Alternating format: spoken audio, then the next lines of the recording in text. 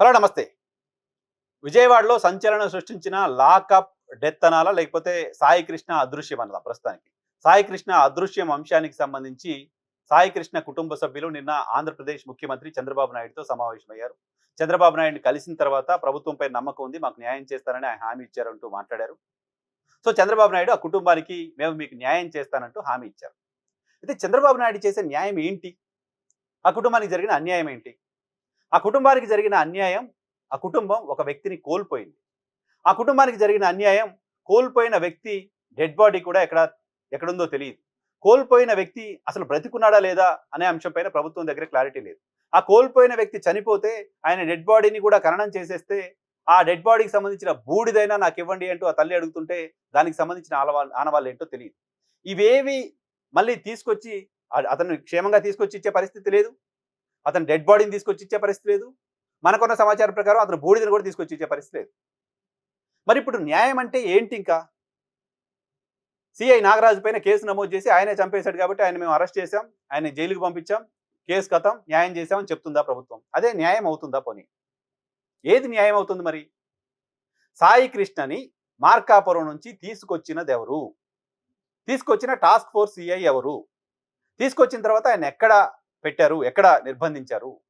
నిన్న జై భీమరావు భారత్ పార్టీ అధ్యక్షుడు జడ శ్రవణ్ కుమార్ చెప్తున్న ప్రకారం అతన్ని పోలీస్ స్టేషన్లో కాదు, ఒక ప్రైవేటు హోటల్లో పెట్టి, ఆ హోటల్లో చిత్రహింసలు పెట్టి అక్కడే ఆయన్ని చంపేశారు అంటూ ఆరోపణ చేస్తున్నారు. ప్రైవేట్ హోటల్కు తీసుకెళ్ళింది ఎవరు? ప్రైవేట్ హోటల్లో అతన్ని కొట్టింది ఎవరు? ఎందుకు కొట్టారు? ఎన్బిడబ్ల్యూ ఇష్యూ అయింది కాబట్టి, నాన్ బెయిలబుల్ వారెంట్ ఇష్యూ అయింది కాబట్టి అతన్ని మార్కాపురం నుంచి తీసుకొచ్చారు అని చెప్తున్నారు. నాన్ బెయిలబుల్ వారెంట్ ఇష్యూ అయినప్పుడు తీసుకొచ్చిన వ్యక్తిని కోర్టులో ప్రొడ్యూస్ చేయాలి కదా. అటువంటి వ్యక్తిని మళ్ళీ ప్రైవేట్ హోటల్కి ఎవరు తీసుకెళ్లారు? ఎందుకు తీసుకెళ్లారు? అక్కడ ఏం జరిగింది? తీసుకెళ్లిన వాళ్ళు ఎవరు? అక్కడ కొట్టిన వాళ్ళు ఎవరు? వాళ్ళందరిపైన చర్యలు తీసుకుంటారా? వాళ్ళందరిపైన చర్యలు తీసుకునే సాహసం ప్రభుత్వం చేస్తుందా? కేవలం ఒక సిఐ పైన నెపవేసి వదిలేస్తుందా? టాస్క్ ఫోర్స్ పోలీసులని తీసుకొచ్చారు. టాస్క్ ఫోర్స్ పోలీసుల్ని నేరుగా అడ్రస్ చేసేది, వాళ్ళకి నేరుగా ఒక పని గైడ్ చేసేది ఎవరు? వాళ్ళకి నేరుగా ఒక పని గైడ్ చేస్తే వాళ్ళకి మిగతా పోలీస్ స్టేషన్తో ఎవరితో సంబంధం లేకుండా టాస్క్ ఫోర్స్ పోలీసులు నేరుగా ఎవరికి రిపోర్ట్ చేస్తారు? టాస్క్ ఫోర్స్ పోలీసులకు ఆ విషయాన్ని ఎవరు చెప్పారు? ఎన్బిడబ్ల్యూ ఇష్యూ అవుతే కృష్ణలంక పోలీసులు వెళ్ళి సాయి కృష్ణని తీసుకురావాలి. మరి టాస్క్ ఫోర్స్ పోలీసులు అక్కడికి ఎందుకు వెళ్ళారు? టాస్క్ ఫోర్స్ పోలీసులకు ఆదేశాలు ఇచ్చిన పెద్ద మనిషి ఎవరు? అతనిపైన చర్యలు ఏంటి? టాస్క్ ఫోర్స్ పోలీసులు ఎన్బిడబ్ల్యూ కేసులో అక్కడికి వెళ్ళడానికి సంబంధించిన అవకాశమే ఉండదు కదా. వాళ్ళు ఎందుకు వెళ్ళారు? వేరే ఏ కేసులో వెళ్ళారు? ఏ కేసు ఇన్వెస్టిగేషన్ కోసం అతను తీసుకొచ్చారు? ఎన్బిడబ్ల్యూ ఇష్యూ అయితే తీసుకొచ్చి అరెస్ట్ చేసి లోపల పెట్టాలి, లేకపోతే కోర్టు ముందు ప్రొడ్యూస్ చేయాలి, ఇవి ఉంటాయి. కానీ హోటల్కి ఎందుకు తీసుకెళ్లారు? హోటల్లో 2-3 రోజుల పాటు చిత్రహింసలు ఎందుకు పెట్టారు? వీటన్నిటికీ ఆన్సర్ దొరికినప్పుడు, వీటన్నిటిని చేసిన వాళ్ళు ఎవరో బయటపడ్డప్పుడు, అలాంటి వాళ్ళందరినీ శిక్షించినప్పుడు ఖచ్చితంగా ఆ కుటుంబానికి న్యాయం జరిగినట్టు భావించాలి. గత నెల 9న ఆ పిల్లోని తీసుకెళ్తే, ఇప్పుడు 20వ తారీఖు ఉన్నాం మనం. 10 రోజులుగా ఆ కుటుంబం రోడ్డెక్కి ఆందోళన చేస్తుంది. మాకు న్యాయం చేయండి, మాకు న్యాయం చేయండి అంటూ పోలీస్ స్టేషన్ చుట్టూ తిరుగుతుంది, కోర్టుకు వెళ్ళింది. విజయవాడలో ప్రదర్శనలు చేశారు, నిరసన ప్రదర్శనలు. మార్కాపురం వెళ్ళారు అడ్వకేట్ల బృందం. ఎవ్వరూ స్పందించకపోతే ప్రతిపక్ష పార్టీ దగ్గరికి వెళ్ళారు. ప్రతిపక్ష పార్టీ నేత మాజీ సీఎం వాళ్ళ ఇంటికి వెళ్ళారు.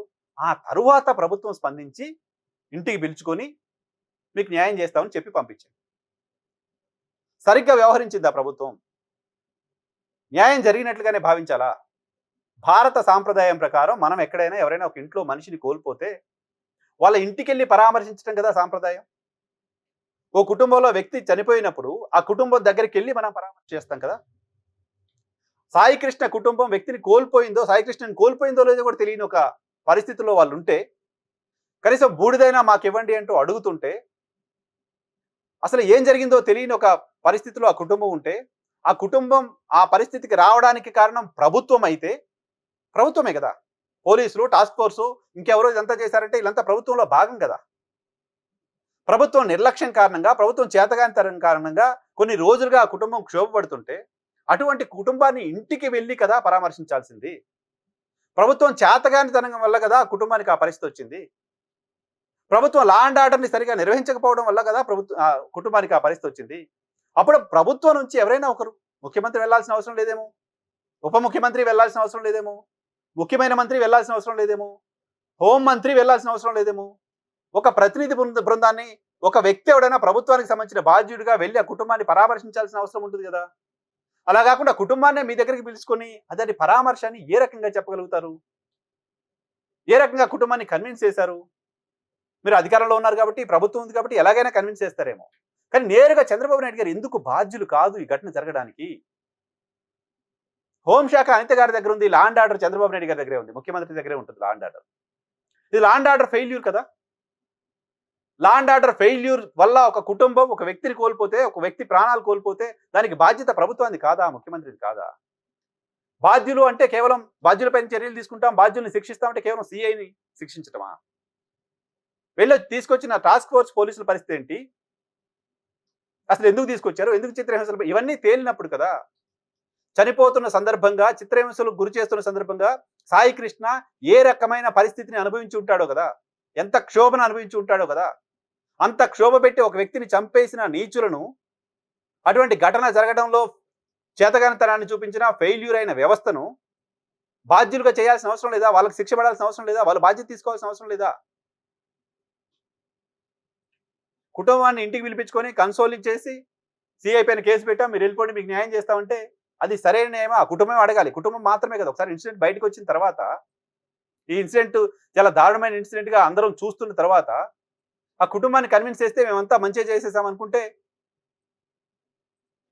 రాష్ట్రంలో శాంతి భద్రతల పరిస్థితి ఏంటి అనేది బయట ప్రపంచానికి అందరికీ తెలిసింది.